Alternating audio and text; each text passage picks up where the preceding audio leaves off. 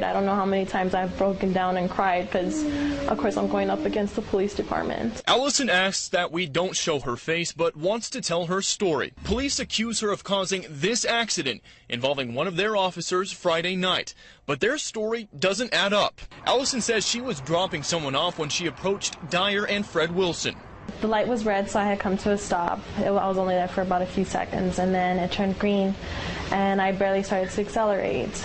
She says that's when an El Paso police unit came flying through a red light without any lights or sirens and smashed into her car. The thing that I recall is just seeing the police logo right in front of me, and of course I had no time to react. That's just how fast he was going. She says she hit the driver's side of the police car. It then spun out and hit two other cars. I managed to get the police report. It says investigating officer Leilani Ramos wrote that Allison was the one who ran the red light. She cited her for that and gave her a speeding ticket. In the police report, it's clearly stated that I was the one who ran the red light and that I was the one who was speeding, which is completely false. It was, I know, the police officer who... That officer is Joshua Rucker. He just graduated from the academy in February. Rucker was taking two women to jail for traffic warrants at the time of the crash. One of them reached out to us over social media. She says Officer Rucker caused the crash by running a red and didn't ask them if they were okay. A clerk at a gas station at the intersection says she saw it all happen. She didn't have permission to talk to us, but she says it was clearly the officer who caused the crash. I just saw the police car coming off with the lights off, and then the woman was driving the right way, and then he just crashed into her. The clerk says she routinely sees cops flying through the intersection with their lights off. So, just in summary, you say the cop was speeding and was going with his lights off and flew through that intersection, and you believe it was the cop's fault based off what you saw? Yes. With three people disputing the police department's version of events, I reached out to them and asked for a response. I was told they would investigate, but that according to the police report, the two other drivers in the crash said Allison was the one at fault. I first tracked down Nicole Austin. She's identified as Unit 4 in the report. I went to go through the intersection when I had a green light. I heard a collision as well as a lot of tires screeching, brakes, and I looked up to my left and saw a police officer spinning out of control, and that's when he slammed into my driver's side door and my front end of my car.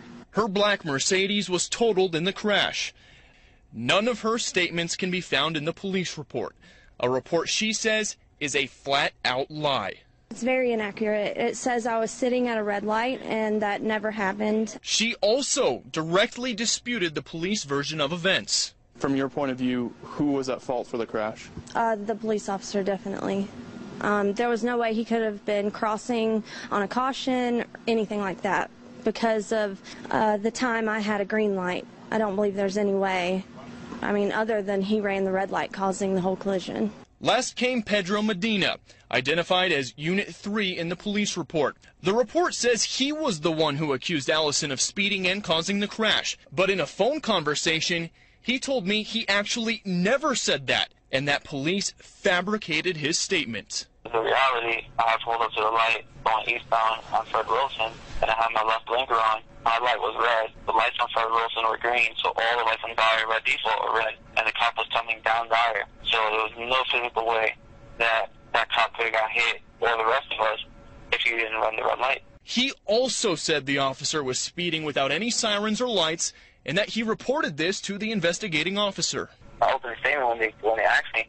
I was like, yes, the cop ran the red light, and they were like, well, do you think? Are you sure? Do you see? Now he's directly accusing the police of lying about what he said. And you do 100% feel that the police department fabricated your statement at that crash scene? Yes. In a response today, police told me, quote, the police report was documented based on the information the reporting officer had at the time. It now appears there is conflicting information between what was told to multiple officers at the scene and what the involved parties are now saying after the fact.